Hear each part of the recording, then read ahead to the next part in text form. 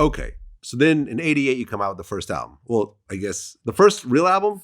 The first album. We dropped like singles. We dropped before. some singles in 87, right? Okay. Like Last Night Changed It All came out 87. Okay. But the first two Hype album, 88. So you drop 2 Hype. Yeah. And it goes gold. It does go gold. And Rollin with Kid and Play. That's what they told us.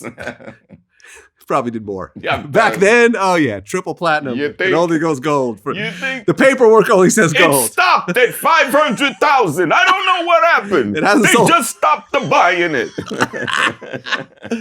I feel you, man. $501,000 and 501,000 copies. Who'd have known? Yeah, I'm still waiting for my documentaries I'm still waiting on my royalties from documentaries that I came out with right? that I've never gotten. Right. Okay. So this comes out. Rollin with Kid and Play was the big song on there. Yes. Which was kind of a go-go record. Yes. We infused it with go-go. Yeah. For a couple of reasons. Number one, Herbie as a producer was into go-go at the time, and I think he thought it was going to break really wide, which it never really did, but right, because he did Shake Your Thing with Salt and Pepper, which was a big hit, which was a go-go record. You're right, yeah, and then Doing the Butt was out kind of around that time, yeah. So those were big records. So I could see where he was going. Yeah, no question. And we do, we were very popular in DC. We were doing a lot of shows. DC, Philly. New York, we had all that. Connecticut, we all had that on lock. So Herbie had go-go on his mind, and I had the idea to flip this old R&B record by a group called Ripple, and so we just kind of combined it. So we put that with that Ola Ola A with that go-go swing on it, and it just worked. And we're talking about 88, 89. That's when go-go was bubbling, where people thought maybe it had a chance to really break out, which it never did. But to this day, that's our closer, man. It's your biggest record. It's our most popular record. I don't know. I think maybe Ain't Gonna Hurt Nobody maybe might have sold a little bit more. Yeah. But people want to hear that Ola Ola A and kick your feet together. Good night. Well, in the video, first of all, you come out with a high top fade, which was like 10 inches tall. I don't know how it was. Pretty a foot tall at this point. Pretty big. And I'm sure that there were other kids in the neighborhood who had this, but were you the first person on TV to have that hairstyle? I'm not sure. I think that had a lot to do with it. And at that time, we had like several music videos out. You know what I mean? And we would stuff like Yo MTV Rap. So we were in your face, and so I think that had a lot to do with it. There were cats in New York that had high tops, and some bigger than mine. But I think it was a combination of, the hair, how we had it. This crazy looking face. The eyes, everything. This is just like there's nobody that looks like I'm looking like Beaker. What's the hell, the Muppets? Don't do any crimes, because exactly. You will be pointed in the lineup. Exactly. I'm easy.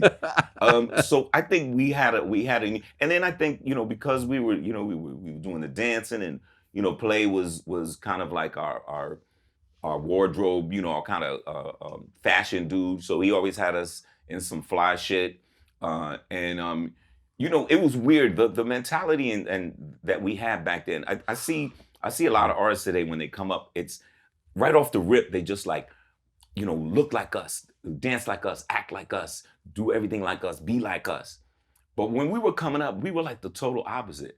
We were like, don't do this.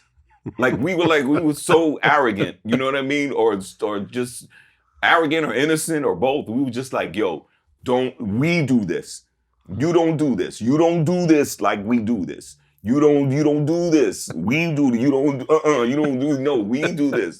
We didn't want people to emulate us, but that's when they did. That I don't know if that triggered something. That was like fuck you, Kid and Play. We're gonna fuck you. I don't know if that's what. But our mentality, and Kwame was the same way. Kwame was, he was like, yo, we want to be the only people that look like this, act like this, dance like this, rap like this. Nobody ever heard of female MCs rap like Salt and Pepper before. I mean, that was by design. I mean, and Herbie the same way. The way he would teach us how to rap, MCs before, they wouldn't, necessarily rap with, they would rap with emotion, like motherfucker, I'm gonna put it in the motherfucking head. Or rap with emotion, but they wouldn't rap with feelings. You know what I mean? Herbie have you in the studio all damn day just trying to get, well, what's up? When I know and I don't even know. Get the, you got to get the little inflections and, I'll take your man. You know what I mean? Type stuff. So it was new ground. And we were of the opinion that's like, yo, we just want to be the ones that do this kind of style and overall. No disrespect to anybody. And we wanted to do it because at that time in New York, if you're talking late 80s, the competition was really, really fierce. There was a lot of great seminal groups that came up in that, 88, 89 era. We're competing against Big Daddy Kane, and we're competing against the Special Eds, and we're competing against the Super Lover C's and Casanova Rudds, and we're competing against the Stetsasonics, and but if you, one of the things I'm reminded of is when you go back to that era, man, there were so many different styles. Like, boom, as soon as you heard an artist, you're like, yo, that's dude. Boom, that's Kane. Boom, that's Stetsa. That's Gangstar. Mm-hmm. Like, you know what I mean? Like, Yep. If there's, I don't want to be like the old man, get off my lawn, rapper, old man, get off my lawn. You know what I mean? But I hear like more things more alike than different. And I just remember at that particular time. And so we wanted to set ourselves apart because we felt that gave us the best opportunity to be successful.